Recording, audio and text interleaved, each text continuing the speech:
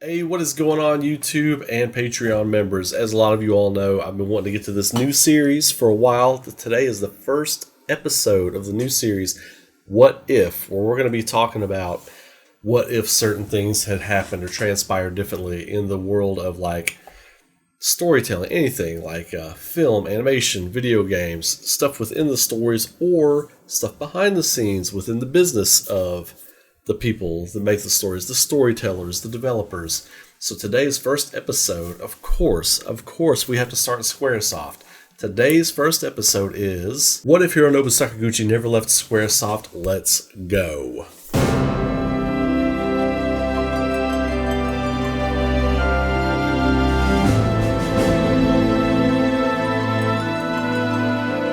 So a lot of people probably don't even know the name Hironobu Sakaguchi because a lot of people, especially gamers that have picked up a Final Fantasy game or whatever, they don't know much past, a lot of them picked up at 13, in the PS3 era. We're entering into an age where a lot of your gamers that are 15 to 25 or whatever, their jumping on point was Final Fantasy 13. That was their original Final Fantasy. That was their that was the one that sticks with them, and of course he was gone by that point.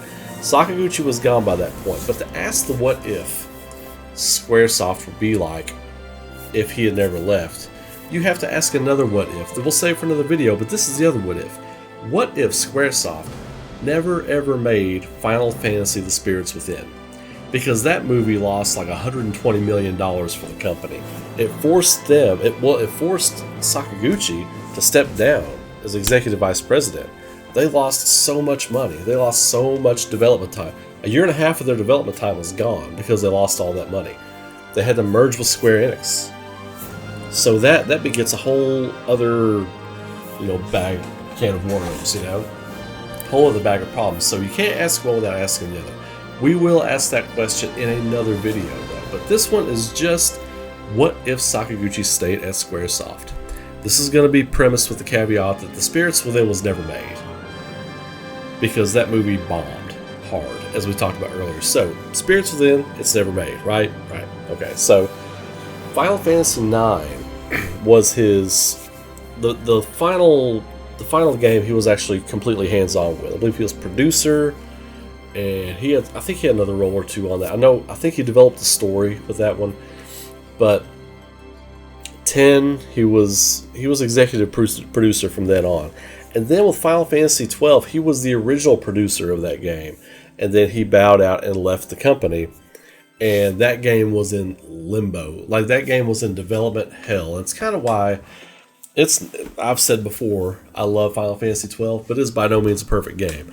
And part of that reason is it was in such development hell. The director of the game, health issues, gone. Sakaguchi, gone. Everybody, the main cogs of that Evil East Alliance that they were working on, gone. So they basically had to finish this game. Originally, they wanted Final Fantasy 13 to be the swan song of the PlayStation 2. They wanted 13 on PS2. So, what if Sakaguchi stays at Squaresoft? It never becomes Square Enix. You don't get Dragon Quest is big, getting pushed with all the Square press and everything over here. Dragon Quest was always kind of low-key in the States. It did well, but it wasn't nearly what it was once Square Enix took it. I think Square Enix debut was Dragon Quest 8. So that never happens. Dragon Quest 8 doesn't get as big as it is if Sakaguchi sticks around. But here's the cool thing. If Sakaguchi sticks around, you get Final Fantasy 10, 11, 12, 13, all on PlayStation 2. Because that game does not fall into development hell. Final Fantasy 12 does not fall into developmental hell if Sakaguchi sticks around, I feel. And again, these are what ifs. We'll never know. 13 is probably has a much better acceptance, and it's probably a more complete game from the get. I could see them be able to completely finish that game on PlayStation 2. I think that game could have been completely finished as a swan song for PlayStation 2 if that had not taken so long. I think we get a true Final Fantasy Tactics 2 on PlayStation 2. I really feel like that would have happened. So we don't know what they would have done with the whole Evil East Alliance thing. I think that would have been really cool to see where that goes. But Sakaguchi had so many other great ideas. Of course, he was the lead, the spearhead of Final Fantasy for, like, what was it, 15 years? 15 years? He was responsible and overseeing some of the greatest games ever made. Final Fantasy IX arguably is one of the best Final Fantasy. There are so many fans of Final Fantasy IX. I think it's a good game. I think it's better than 8. But 8 was a huge success. 9, I don't think 9 was as big of a success as 8 was, but 9 was clearly the superior game.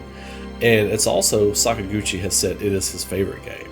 So I think we would have seen more sword and sorcery games. I think the direction that Final Fantasy went was a little jarring to a lot of fans. 13, I don't believe it was in development yet when Sakaguchi left. They may have been pre-planning, but I don't know if it was in full-on development yet for PlayStation 3. I don't believe it was, because that one took a while to come out too. I think you get more sword and sorcery. I think you get more Vagrant story. And maybe a little more sword and sorcery Final Fantasy 15.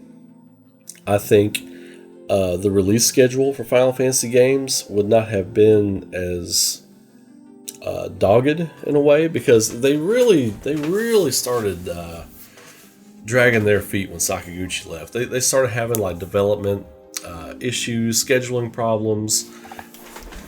All the while, Sakaguchi, when he was there, he executive produced on Vagrant Story, Parasite Eve, a lot of other fun games that were different.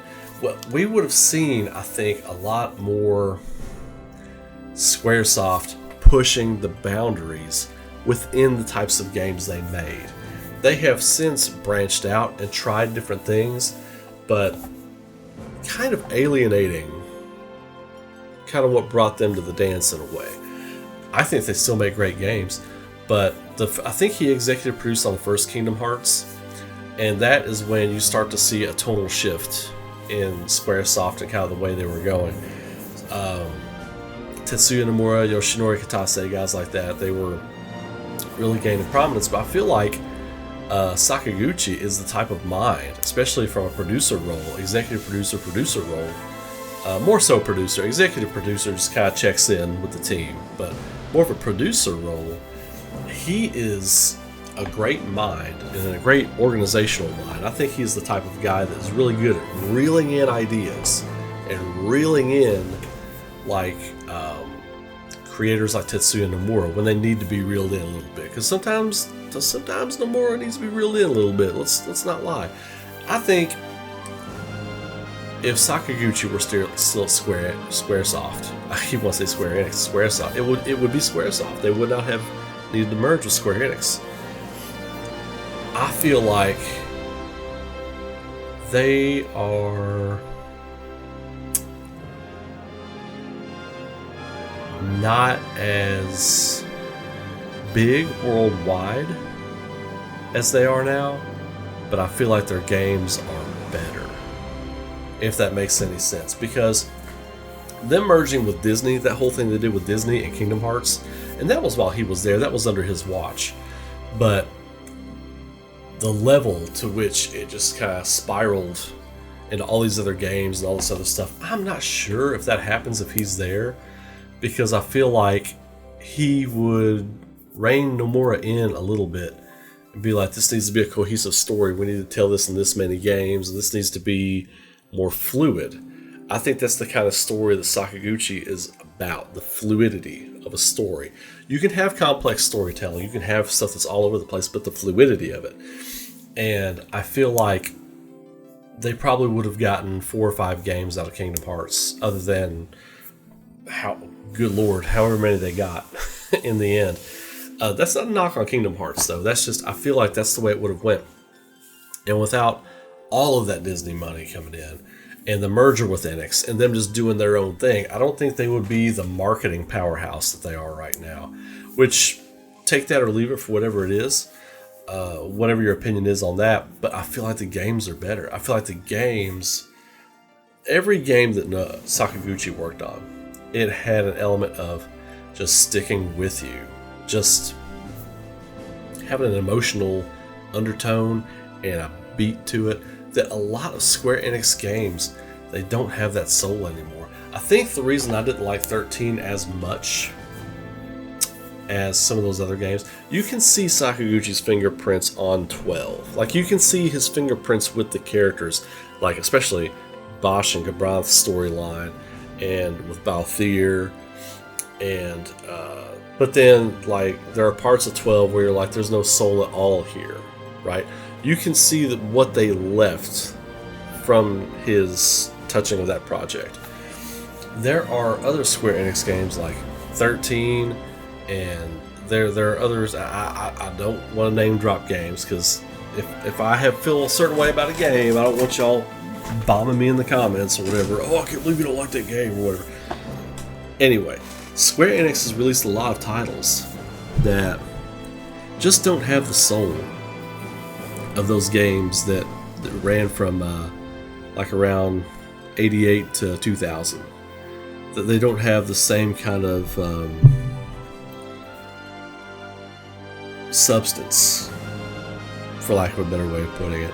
People have argued that Final Fantasy VII Remake doesn't have the substance that the original Final Fantasy VII did. I disagree with that. I think they're just taking what the original game gave them and expound upon it. I think that's how I feel about that. But if Sakaguchi were still at Square Enix, or Squaresoft, I keep wanting to say Square Enix, see, it wouldn't be Square Enix, it would be Squaresoft. I really think their games would be different. I think the gaming landscape would be different. Like what? So when people play a Square Enix game now, they're expecting action RPG, all this kind of stuff. There's a lot of hack and slash. There's a lot of hack and slash now in Square Enix games. There's not as much having to stop and think about what you're doing and plan your next move. There is some of that, but it used to be a lot of that, and you really don't have to think as much anymore. You have to think with some of the battles in Remake, and admittedly, I have not beaten all the super bosses. I haven't. But for the most part, you can button mash your way through about 65-70% of that game. You can just smash buttons through it. And that's not a knock, that's just kind of the way games are now. I feel like if Sakaguchi were still around, the games would be more thought-provoking. Now, Remake is thought-provoking. I'm taking that aside and putting that away. I'm talking about from the life cycle of around the stuff that was coming out around 2005 on to current day right now. Their games, even though I like 12, it's not thought-provoking. Even though I was okay with 13, it's not thought-provoking. 15, I'm revisiting 15 right now, and it has some great, that ending gets me every time. It's got some great emotional undertones, but it's not super thought-provoking. Like, even the Kingdom Hearts stuff is not super thought-provoking. I liked Kingdom Hearts 1 and 2. I have admittedly not played anything after 2. It was fun. It was a fun romp with some old friends with the Final Fantasy crew and some Disney characters, but it's not thought-provoking. His stuff was thought-provoking. I feel like that would be the tone. Heavy and hardcore, he would be one of the heads of Squaresoft right now. He'd be making some big decisions, some big moves, and I really think, given the success of Fantasian and what they were able to do on the Apple Arcade with that, Apple Arcade, the presence on Apple Arcade for gamers and stuff went up exponentially after Fantasian released, and it's probably going to go up even more if Fantasian 2 comes out. I wasn't on Apple Arcade, and now I'm in there looking around at what they got, because I did pick up Fantasian. I am going to stream it. I've played just a little bit of it. I'm going to start a fresh play here pretty soon, but it's great. It's great. The dioramas in that game and the way that game looks is beautiful, it is visionary, and that's who Sakaguchi is. And I feel like if he were still at Square Enix, that would be what this company is doing right now. They would be taking... Look at what Atlas is doing with turn-based combat right now. Look at what Atlas is doing.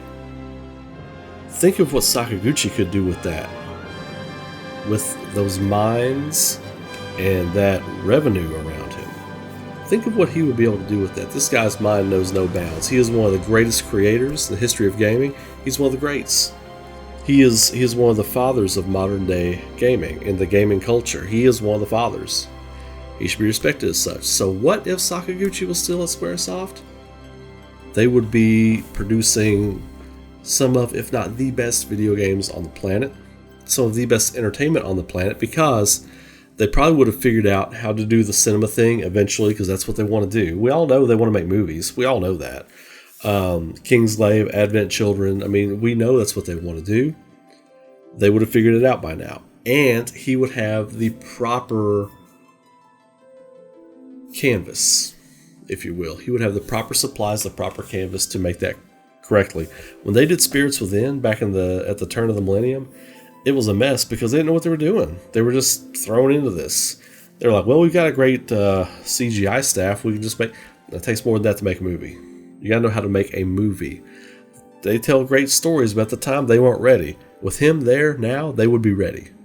They could have their own movie studio now. They would be ready. They weren't ready then. They would be ready now. But what if and what could have been, right? That's the beauty of this series that we're going to be doing. So thank you all for being here for the first one.